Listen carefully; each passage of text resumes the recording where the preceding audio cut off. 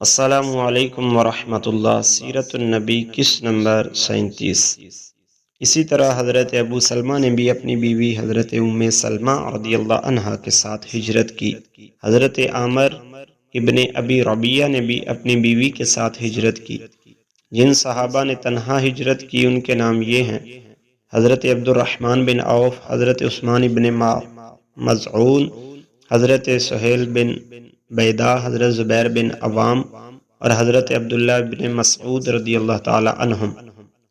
کفار کو جب ان کی ہجرت کا پتہ چلا تو وہ تعاقب میں دوڑے، لیکن اس وقت تک یہ حضرات بحری جہاز پر سوار ہو چکے تھے۔ وہ جہاز تاجروں کے تھے، اس طرح یہ حضرات حبشہ پہنچنے میں کامیاب ہو گئے۔ کچھ عرصہ بعد ان لوگوں نے ایک غلط خبر سنی، وہ یہ تھی کہ تمام قریش مکہ مسلمان ہو گئے ہیں۔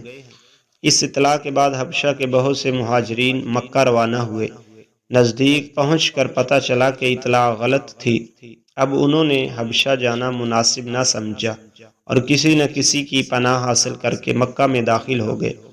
پناہ حاصل کرنے والے ان مہاجرین نے جب اپنے مسلمان بھائیوں پر اسی طرح بلکہ پہلے سے بھی زیادہ ظلم و ستم دیکھا تو انہیں یہ گوارا نہ ہوا کہ ہم پناہ کی وجہ سے اس ظلم سے محفوظ رہیں۔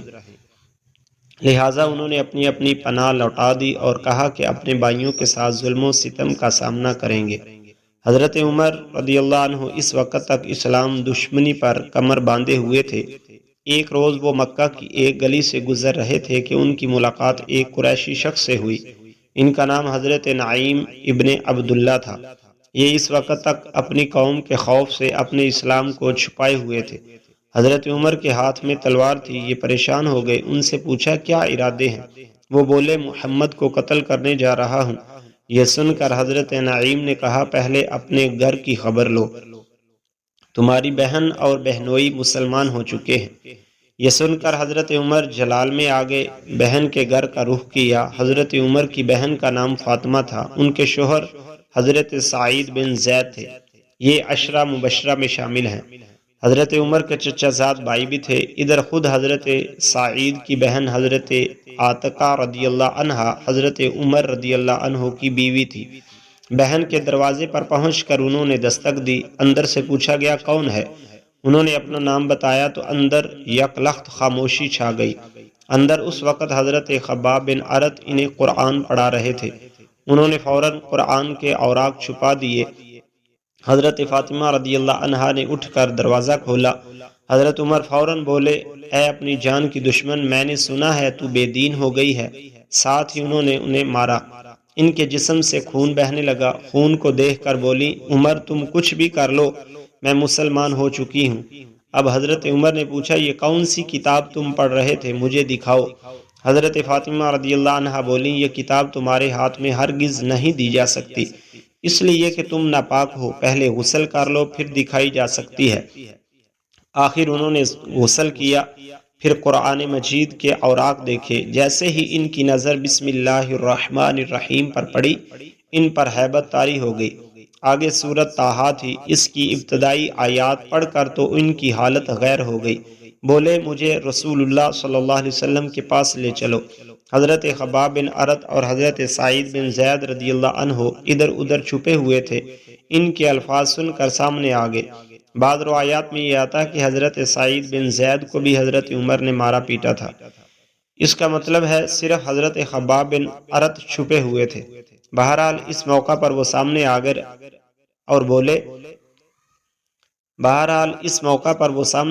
اور بولے اے عمر تمہیں بشارت ہو، اللہ کے رسول صلی اللہ علیہ وسلم نے دعا مانگی تھی کہ اے اللہ دو آدمیوں میں سے ایک کے ذریعے اسلام کو عزت عطا فرما، یا تو عمر بن حشام ابو جہل کے ذریعے یا پھر عمر بن خطاب کے ذریعے۔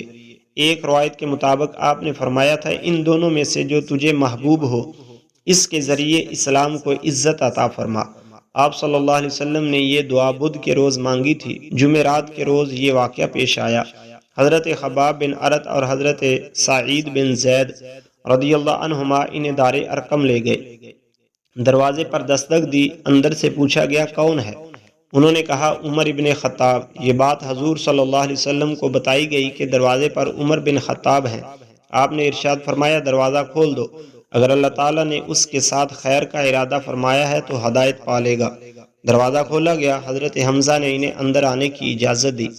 پھر دو صحابہ نے انہیں دائیں بائیں سے پکڑ کر آپ کی خدمت میں پہنچایا۔ آپ نے فرمایا انہیں چھوڑ دو۔ انہوں نے حضرت عمر کو چھوڑ دیا۔ وہ نبی اکرم صلی اللہ علیہ وسلم کے سامنے بیٹھ گئے۔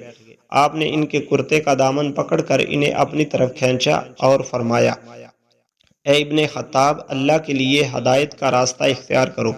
انہوں نے فوراً کہا، میں گواہی دیتا ہوں کہ اللہ تعالیٰ کے سوا کوئی معبود نہیں، اور یہ کہ آپ اللہ کے رسول ہیں۔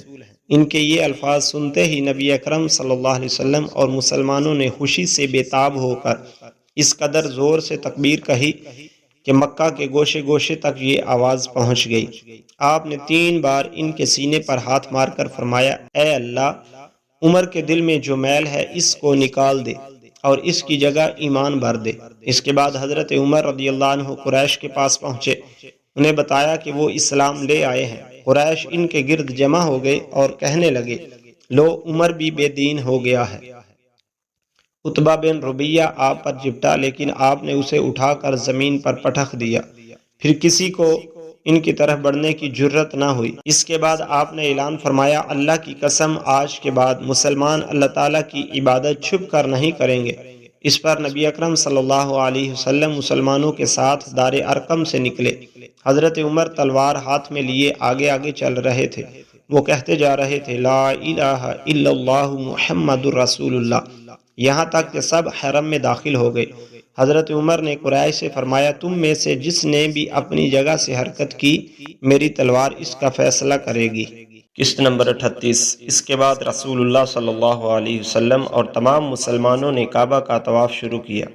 حضرت عمر رضی اللہ تعالیٰ عنہ آگے آگے رہے۔ مسلمانوں نے کعبہ کے گرد نماز ادا کی۔ سب نے بلند آواز سے قرآن کی تلاوت بھی کی، جبکہ اس سے پہلے مسلمان ایسا نہیں کر سکتے تھے۔ اب تمام قریش نے مل کر نبی کریم صلی اللہ علیہ وسلم کو قتل کرنے کا فیصلہ کیا۔ انہوں نے حضرت صلی اللہ علیہ وسلم کے خاندان والوں سے کہا، تم ہم سے 2 گنا خون بہا لے لو اور اس کی اجازت دے دو کہ قریش کا کوئی شخص حضرت صلی اللہ علیہ وسلم کو قتل کر دے، تاکہ ہمیں سکون مل جائے اور تمہیں فائدہ پہنچ جائے۔ حضرت صلی اللہ علیہ وسلم کے خاندان والوں نے اس تجویز کو ماننے سے انکار کر دیا۔ اس پر قریش نے غصے میں آ کر یہ طے کیا کہ تمام بنو ہاشم اور بنو عبد المطلب کا معاشرتی بائیکاٹ کیا جائے، اور ساتھ ہی انہوں نے طے کیا کہ بنو ہاشم کو بازاروں میں نہ آنے دیا جائے تاکہ وہ کوئی چیز نہ خرید سکیں، ان سے شادی بیاہ نہ کیا جائے اور نہ ان کے لیے کوئی صلح قبول کی جائے، ان کے معاملے میں کوئی نرم دلی نہ اختیار کی جائے، یعنی ان پر کچھ بھی گزرے ان کے لیے دل میں رحم کا جذبہ پیدا نہ ہونے دیا جائے، اور یہ بائیکاٹ اس وقت تک جاری رہنا چاہیے تاکہ کہ بنی ہاشم کے لوگ حضرت صلی اللہ علیہ وسلم کو قتل کرنے کے لیے قریش کے حوالے نہ کر دے۔ قریش نے اس معاہدے کی باقاعدہ تحریری لکھی اور اس پر پوری طرح عمل کرانے اور اس کا احترام کرانے کے لیے اس کو کعبے میں لٹکا دیا۔ اس معاہدے کے بعد ابو لہب کو چھوڑ کر تمام بنی ہاشم اور بنی عبد المطلب شب ابی طالب میں چلے گئے۔ یہ مکہ سے باہر ایک گھاٹی تھی۔ ابو لہب چونکہ قریش کا پکا طرفدار تھا اور آپ صلی اللہ علیہ وسلم کا بدترین دشمن بھی تھا، اس لیے اسے گھاٹی میں جانے پر مجبور نہ کیا گیا۔ یوں بھی اس نے نبی کریم صلی اللہ علیہ وسلم کے قتل کے منصوبے میں قریش کا ساتھ دیا تھا، ان کی مخالفت نہیں کی تھی۔ نبی اکرم صلی اللہ علیہ وسلم شیب ابی طالب میں محصور ہو گئے۔ اس وقت آپ کی عمر مبارک 46 سال تھی۔ بخاری میں ہے کہ اس گھاٹی میں مسلمانوں نے بہت مشکل اور سخت وقت گزارا۔ قریش کے بائیکاٹ کی وجہ سے انہیں کھانے پینے کی کوئی چیز نہیں ملتی تھی۔ سب لوگ بھوک سے بے حال رہتے تھے، یہاں تک کہ انہوں نے گھاس پھوس اور درختوں کے پتے کھا کر یہ دن گزارے۔ جب بھی مکہ میں باہر سے کوئی قافلہ آتا تو یہ مجبور اور بے کس حضرات وہاں پہنچ جاتے تاکہ ان سے کھانے پینے کی چیزیں خرید لیں، لیکن ساتھ ہی ابو لہب وہاں پہنچ جاتا اور کہتا، لوگو، محمد کے ساتھی اگر تم سے کچھ خریدنا چاہیں تو اس چیز کے دام اس قدر بڑھا دو کہ یہ تم سے کچھ خرید نہ سکیں۔ تم لوگ میری حیثیت اور ذمہ داری کو اچھی طرح جانتے ہو۔ چنانچہ وہ تاجر اپنے مال کی قیمت بہت زیادہ بڑھا چڑھا کر بتاتے اور حضرات ناکام ہو کر گھاٹی میں لوٹ آتے۔ وہاں اپنے بچوں کو بھوک اور پیاس سے بالقطع تڑپتا دیکھتے تو آنکھوں میں آنسو آ جاتے۔ ادھر بچے انہیں خالی ہاتھ دیکھ کر اور زیادہ رونے لگتے۔ ابو لہب ان تاجروں سے سارا مال خود خرید لیتا یہاں یہ بات ذہن نشین کر لیں کہ حضرت صلی اللہ علیہ وسلم اور ان کے خاندان کے لوگ قریش کے اس معاہدے کے بعد حالات کا رخ دیکھتے ہوئے خود اس گھاٹی میں چلے آئے تھے۔ یہ بات نہیں کہ قریش مکہ نے انہیں گرفتار کر کے وہاں قید کر دیا تھا۔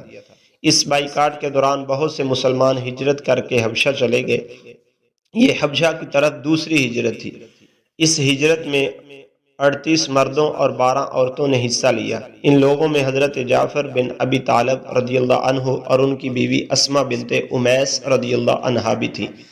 ان میں مقداد بن اسود رضی اللہ تعالیٰ عنہ، عبداللہ بن مسعود رضی اللہ عنہ، عبید اللہ بن جحش اور اس کی بیوی ام حبیبہ بنت ابو سفیان رضی اللہ عنہا بھی تھے۔ یہ عبید اللہ بن جحش حبشہ جا کر اسلام سے پھر گیا تھا اور اس نے عیسائی مذہب اختیار کر لیا تھا۔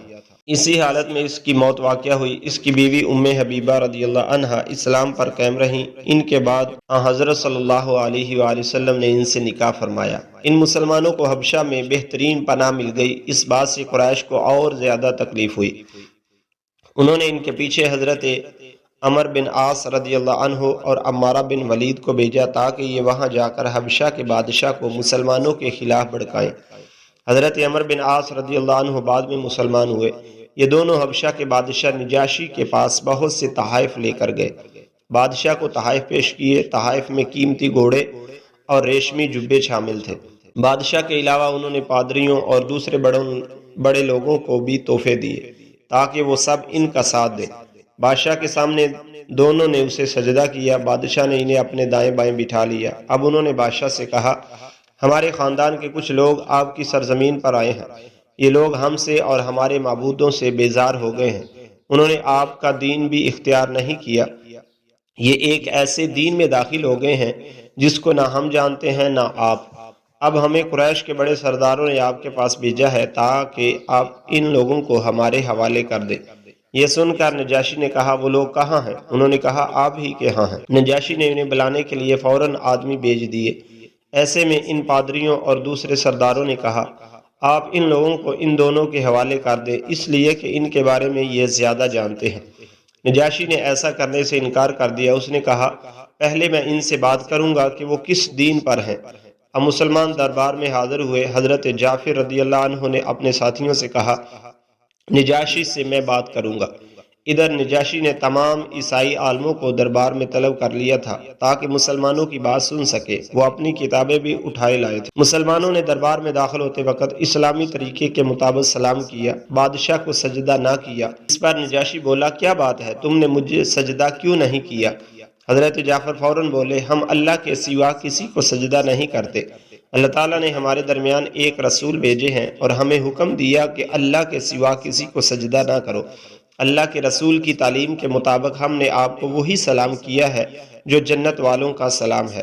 نجاشی اس بات کو جانتا تھا، اس لیے کہ یہ بات انجیل میں تھی۔